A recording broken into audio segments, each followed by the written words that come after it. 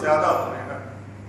पर जे मेरा तू पढ़ के पढ़िया ही ना तो फिर पढ़न का भी की फायदा। तेन दिल्ली पढ़न लिए भेजा सी, मरन लिए नहीं। पर जे कुछ कहना तो दर्द तो सहना होगा पुत्तू। Proud of you, Papa. Proud of you पुत्तू। अपना ख्याल रखी, अपना इलाज कराई तो जेठी का भी इलाज कराई। शीनू को तू मेरा प्यार दे, अपना मेरे मारो फोन कर दी ते मैं दस दी ले। जे मेरी लोड पवे मैं दस दी मैं गड्डी चुक के दिल्ली आ जाएगा पुत्तू। ठीक है पापा। ठीक है पुत्तू, घबराना नहीं। बाय।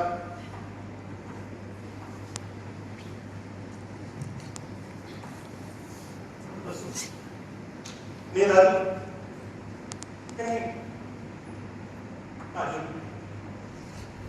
बाहर बच्चे को मान कर इधर वही कर। मैं एक कहानी लिखूंगा। मैं तो सारे पेरेंट्स वास्ते एक कहानी लिखूंगा कि मुंडे को ये ना काम है सिर्फ पढ़ना तो नौकरियां करना, बाकी अलग कुछ भी हो जाए कोई कमेंट नहीं करना। मैं उस गरीब की काट पैदा कर ली एक खूबसूरत कहानी लिखूंगा। हाँ, मैं लिखूंगा। पर लिखूंगा चंगी तरह टिका। और मेरी बेटी की कहानी और चोर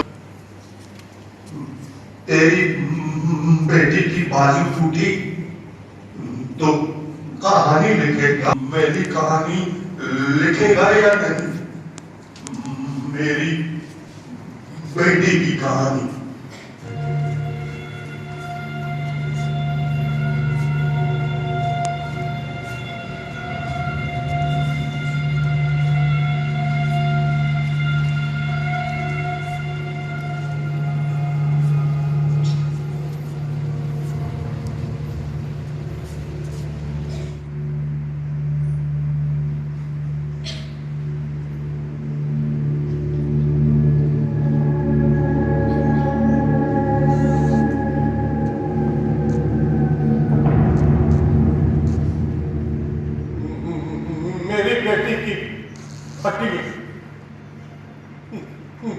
मेरी बेटी के जले हुए बाल। मेरी बेटी नहीं रही। मेरी बेटी पढ़ने में बहुत होशियार थी, हमेशा फर्स्ट आती थी। उसे किताबें पढ़ने का बहुत शौक था। पर फिर जब सिटीजन अमेंडमेंट एक्ट पास हुआ तो मेरी बेटी ने अपना सारा ज्ञान, अपनी सारी पढ़ाई लोगों को ये समझाने में लगा दी कि ये एक्ट गलत क्यों है।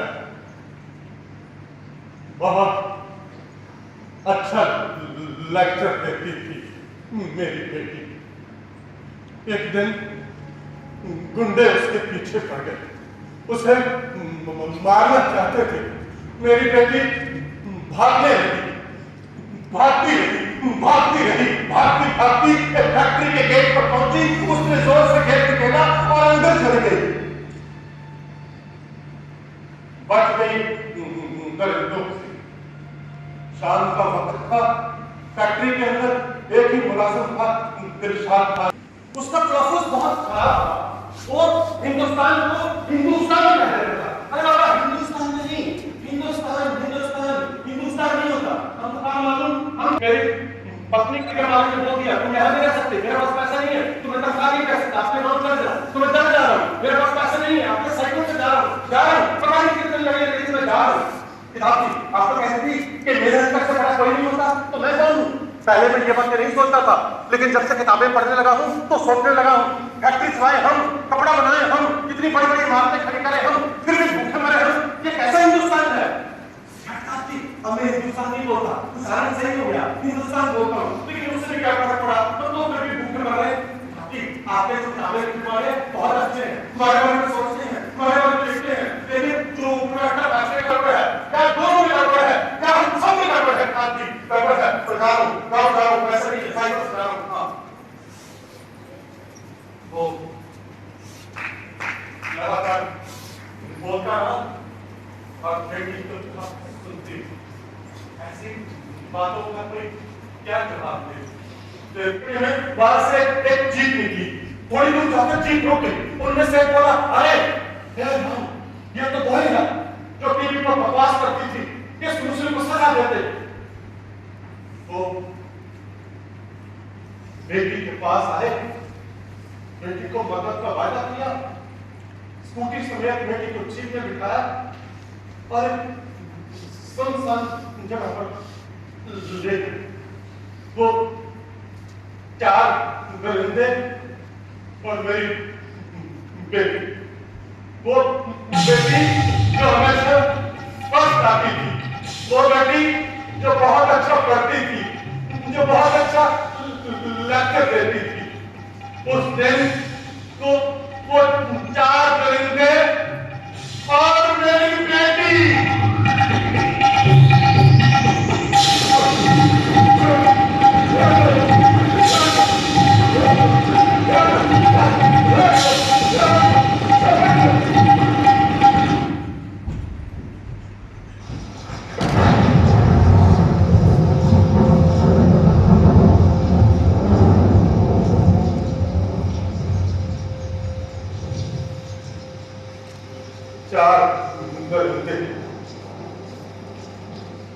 बेटी लगभग मर चुकी थी। दिलशाद का फोन आ रहा था, पर फोन उठाने वाला कोई नहीं था। उन परिंदों में से एक जीप में से तेल निकाल लाया और बेटी के लगभग मुर्दा जिस्म पर तेल छिड़क दिया। एक दरिंदे ने जेब से माचिस निकाली तो दूसरा दरिंदा बेटी का पर्स फरोलने लगा पैसों के लिए। पैसे ज्यादा नहीं थे, उसने गुस्से में पर्स उल्टा कर दिया, बेटी का सामान नीचे गिरा। इधर माचिस जली और उधर वो बंदा नीचे झुका। इधर आग की लपटें ऊंची उठी, उधर वो बंदा और नीचे झुका। इधर आग ऊंची हो रही थी, इधर वो बंदा रोने लगा। दरिंदों के सरगना ने बोला, क्या हुआ?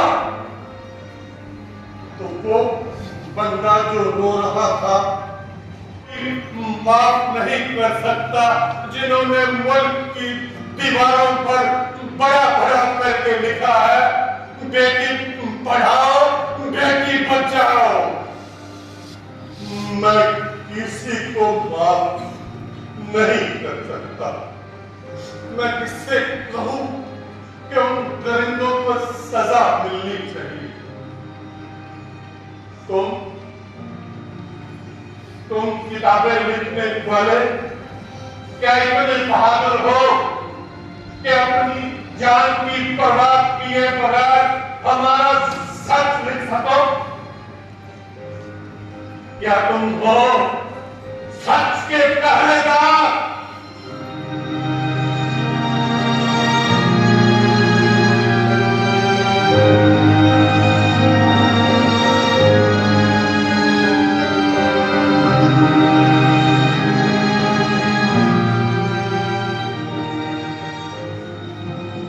मेरी बेटी का आई कार्ड, प्रियंका शर्मा का पहचान पत्र, कागज का एक टुकड़ा नहीं बचा पाया उसकी जान। हम कागज नहीं दिखाएंगे, हम कागज नहीं दिखाएंगे।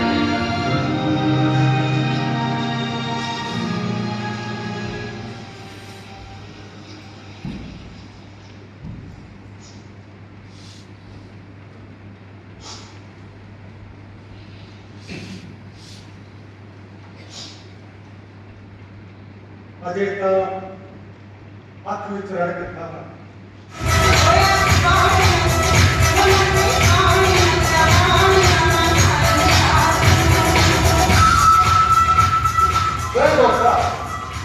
मैं तो उठन बैठन जिथे इस तरह का चो बनता ते जिथे मेरा यार बच्चा सारा दिन की धुप न तपी हुई रेत ठंडे बर्फ बहती है। मैं अपने नंगे पैर जब चोर ठंडे पानी में छुआना ते पीड़ा का प्रागा भुन वाली तकलीफ हो जाना।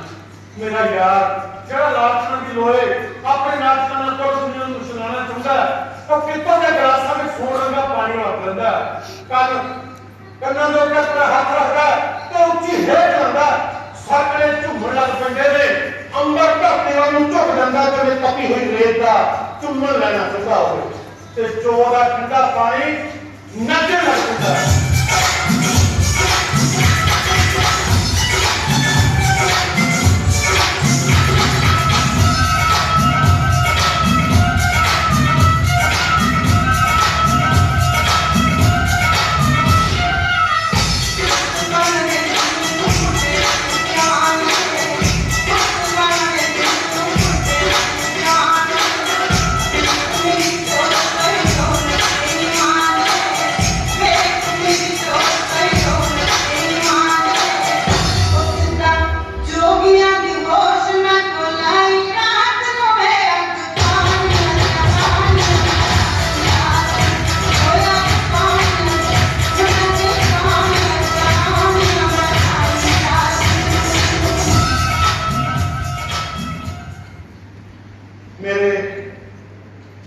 मेरे पिंड का नियम चोरी जब सवेरे सवेरे पिंड के दरवाजे के कोल चौंकड़े के उत्ते पानी छिड़कता तो गिल्ली मिट्टी चो निकल के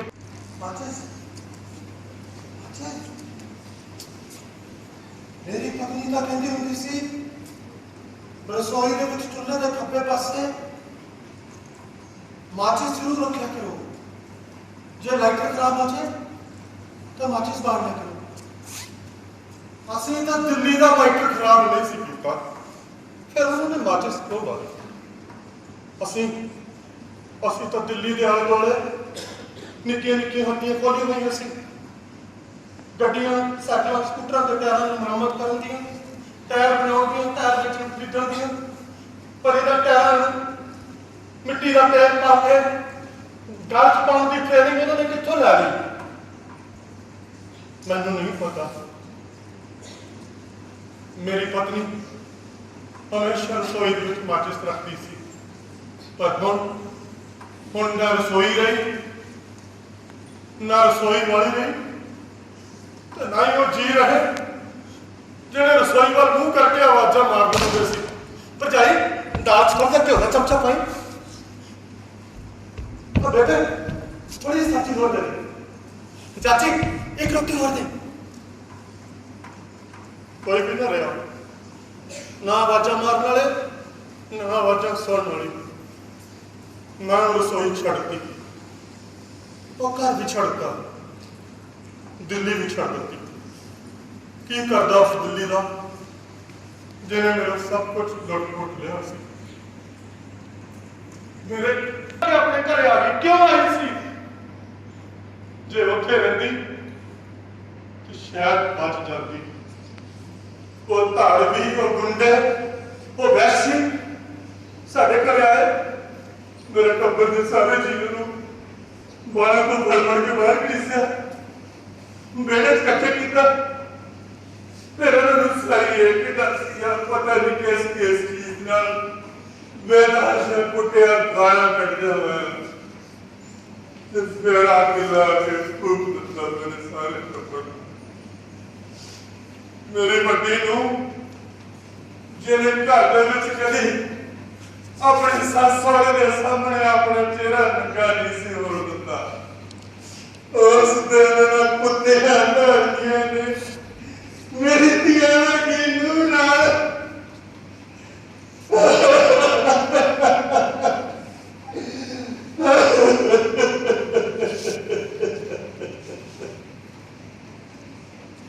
मैं क्यों गया वैसी टैक्सी करके अंबारे देखा करूंगा तो सब तो पहला मैं मरदा तो मैनू मेरी आवाज़ां पिछा कर दिया तेरा तू कहना ना छुड़ाना आज 40-45 साल हो गए हाले तक किसी ने सारी सजा निकली। फिर असीं किहड़े मां नाल कह लईए कि दिल्ली साडी विरासत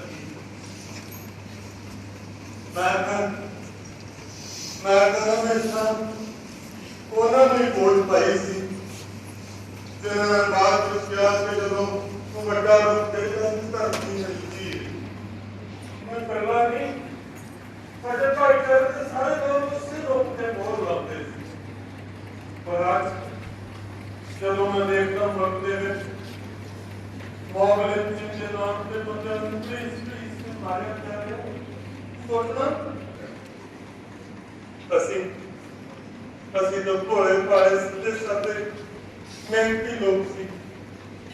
ਸਵੇਰੇ ਸ਼ਾਮ ਗੁਰਦੁਆਰੇ ਜਾਣ ਵਾਲੇ, ਕਦੀ ਕਿਸੇ ਦਾ ਦਿਲ ਨਹੀਂ ਸੀ ਦੁਖਾਇਆ, ਲੋੜਵੰਦ ਦੀ ਮਦਦ ਹੀ ਕਰਦੇ ਸੀ।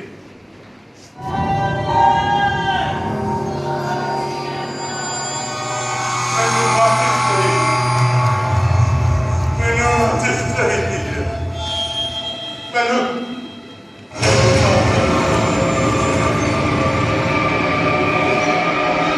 बात एक सेमिनार है तो मैं जलियांवाला बाग बारे एक लेक्चर लिखना है, पर मैंने बहुत टेंशन हो रही है। समय बीतता जा रहा है पर मेरे को लेक्चर लिखना नहीं जा रहा। मैं सोचता जे जलियांवाले बाग को मिले बिना मैंने लेक्चर लिख दिता तो लेक्चर रोकड़ा रह जाता। और फिर सोचता जे मैं बाग में मिल चल गया तो बाग मेरे सवाल करेगा, बाग पूछेगा।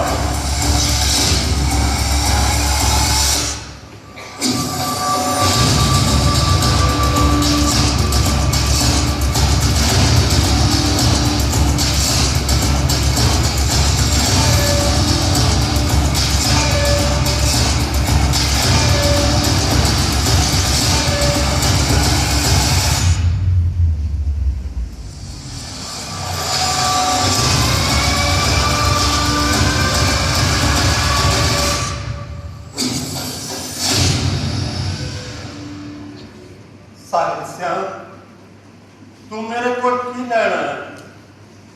मैं तो पहले ही बहुत तकलीफ पे था। मेरे हजारों की आंखों लाशा बन के मेरी छाती में समाये गए हैं। वो कहते ने उस रात मेरे धिया पुत खूह च डिग पे से, खूह च डिगे होंगे थोड़े वास्ते। मेरे लिए ना मेरे दिल थाने अंदर बढ़ के वो मेरे लहू च समा गए हैं, मेरी छाती च सौंदे हैं। मेरिया बुढ़िया पसलियां जो रात को खड़कदियां ने तो मेरे बच्चे उठ बैठते हैं तो मेरे नाल गल्ली पै जाते हैं। हाँ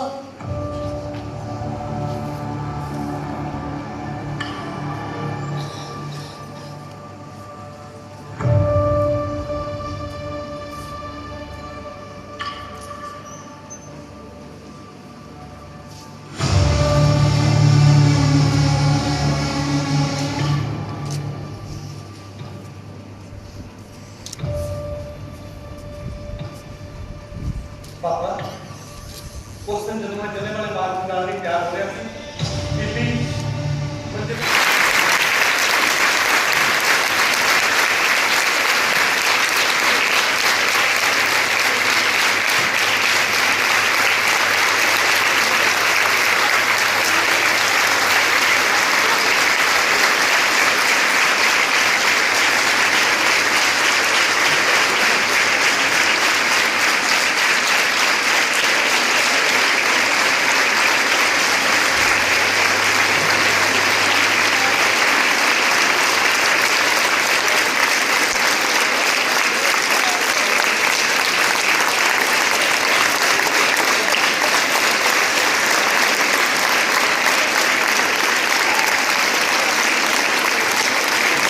ਸੰਗਤ ਦੇ ਇੱਕ ਵੱਡੇ ਇਕੱਠ ਨੂੰ ਇੱਕ ਗੁਰਦੁਆਰਾ ਸਾਹਿਬ ਤੋਂ ਗੁਰੂ ਧਾਮ ਤੋਂ ਦੂਜੇ ਗੁਰੂ ਧਾਮ ਸੰਗਤ ਇਕੱਠੀ ਹੋ ਕੇ ਜਾਂਦੀ ਹੈ ਅਤੇ ਨਿਹੰਗ ਸੇਵੀ ਆਪਣੇ ਸ਼ਸਤਰਾਂ ਦਾ ਪ੍ਰਦਰਸ਼ਨ ਕਰਦੇ ਹਨ। ਤੇ ਆਓ ਦੇਖਦੇ ਹਾਂ ਹੋਲੇ ਮਹੱਲੇ ਦੀ ਗੱਤਕੇ ਦੀ ਟੀਮ ਆਪਣੀ ਪੇਸ਼ਕਾਰੀ ਕਰਨ ਜਾ ਰਹੀ ਹੈ। ਜ਼ੋਰਦਾਰ ਤਾੜੀਆਂ ਪ੍ਰੋਫੈਸਰ ਰਮਨਦੀਪ ਕੌਰ ਲਈ ਅਤੇ ਉਹਨਾਂ ਦੇ ਵਿਦਿਆਰਥੀ। It was real excellent program. मैं अज ना आँगी तो मैं मिस करती कुछ। इन्होंने अपने 4-5 नाटकों के डिफरेंट कहानियों के पूरे हिंदुस्तान की हिस्टरी को आत्मा मां की आत्मा जोड़ के रख दिता। मैं बहुत बहुत शुक्रगुजार हूँ। इस तरह ये महफल थोड़ी सादगी रहे, फिर मुड़ के साथ मौका मिले। सो वाहिगुरू जी का खालसा, वाहिगुरू जी की फतेह। ਡਾਕਟਰ ਸਾਹਿਬ ਸਿੰਘ ਜੀ ਤੁਹਾਡਾ ਬਹੁਤ ਬਹੁਤ ਸ਼ੁਕਰੀਆ ਹੈ, ਨਮਨ ਹੈ। ਇੰਨਾ ਸੋਹਣਾ ਪੇਸ਼ ਕੀਤਾ ਤੁਸੀਂ ਕਿ ਇਟ ਵਾਸ ਸੋ ਟੱਚਿੰਗ, ਬਹੁਤ ਅੱਛਾ ਲੱਗਿਆ really, thank you so much. ਤੇ ਬਾਕੀ ਜਿਹੜੇ ਬੱਚਿਆਂ ਨੇ ਇਹ ਕੀਤਾ gatka programme, it was excellent, ਬਹੁਤ ਹੀ ਵਧੀਆ ਕੀਤਾ, very strong, very I never seen. ਮੈਂ ਕਿ ਸੌਰੀ ਮੈਂ ਥੋੜੀ ਪੰਜਾਬੀ 'ਚ ਕਮਜ਼ੋਰ ਹੀ ਹਾਂ ਬਹੁਤ ਹੀ ਜ਼ਿਆਦਾ ਟਾਈਮ ਮੈਂ ਬਾਹਰ ਹੀ ਰਹੀ ਆਊਟ ਆਫ ਪੰਜਾਬ। ਤੇ ਬਾਕੀ ਬੱਚਿਆਂ ਨੂੰ ਮੇਰੀ ਬਹੁਤ well ਵਿਸ਼ਸ, happy women's day. And ਤੁਸੀਂ ਸਾਰੇ ਜੋ ਉਮੀਦਾਂ ਰੱਖਦੇ ਹੋ, ਜੋ ਤੁਹਾਡੇ ਡ੍ਰੀਮਸ ਆ, ਉਹਨਾਂ ਨੂੰ ਤੁਸੀਂ ਅਚੀਵ ਕਰਨ ਵਾਸਤੇ ਸਟਰੋਂਗ ਰਹਿਣਾ ਔਰ you should go ahead with your dreams and try to achieve them, be strong. Women power ਤੁਹਾਡੇ ਵਿੱਚ ਆਲਰੇਡੀ ਹੈਗੀ ਹੈ and this we are already empowered, ਆਪਾਂ ਆਲਰੇਡੀ ਪਾਵਰਫੁਲ ਹੈ। ਤੇ ਆਪਾਂ ਨੂੰ ਜੋ ਵੀ ਸਾਡੀਆਂ ਡ੍ਰੀਮਸ ਹੈ, ਚਾਹੇ ਕਿਵੇਂ ਵੀ ਆਪਾਂ ਉਹਨੂੰ ਅਚੀਵ ਕਰਨਾ, ਠੀਕ ਹੈ। And be great. ਔਰ ਆਪਣੇ ਕੰਟਰੀ 'ਚ ਬਹੁਤ women are at the top, ਆਪਣੀ president is a woman and so many countries ਉਹਨਾਂ ਦੀਆਂ ਵੀ presidents, prime ministers, they are all women. So why not you, all you guys, ਤੁਸੀਂ ਸਾਰੇ ਕੁੜੀਆਂ ਬਹੁਤ ਕੁਛ ਅਚੀਵ ਕਰ ਸਕਦੇ ਹੋ। ਜੋ ਵੀ ਤੁਹਾਡੀ ਡ੍ਰੀਮ ਹੈ, follow it, B strong and ਤੁਹਾਨੂੰ ਕਦੀ ਵੀ ਛੋਟਾ ਫੀਲ ਨਹੀਂ, ਲੈਸ ਫੀਲ ਨਹੀਂ ਹੋਣਾ ਚਾਹੀਦਾ ਐਜ਼ ਕੰਪੇਅਰ ਟੂ ਦ ਬॉयज़। ਕੁੜੀਆਂ ਬਿਲਕੁਲ ਬਰਾਬਰ ਹੈ as far as the boys are concerned, rather they are doing much better। ਅੱਜ ਕੱਲ੍ਹ ਦੀਆਂ ਕੁੜੀਆਂ ਮੁੰਡਿਆਂ ਨਾਲੋਂ ਅੱਗੇ ਨੇ। So I really appreciate and happy Women's Day to you and my good wishes and all my love to my beautiful girls. Thank you.